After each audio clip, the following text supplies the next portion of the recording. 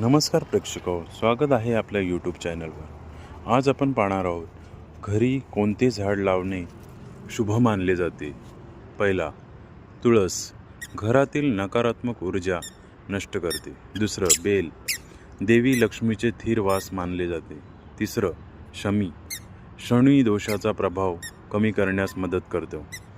चौथं, अश्वगंधा वास्तुदोष दूर करण्यात उपयुक्त। पाचवं, आवळा संकट आणि अडथळे दूर करणारा। सहावं, अशोकाचे झाड दुःख आणि शोकापासून मुक्ती देणारे। जास्वंद सर्व संकटांपासून संरक्षण देणारा। आठवा, केळीचे झाड घरात धन आणि समृद्धी वाढवणारे।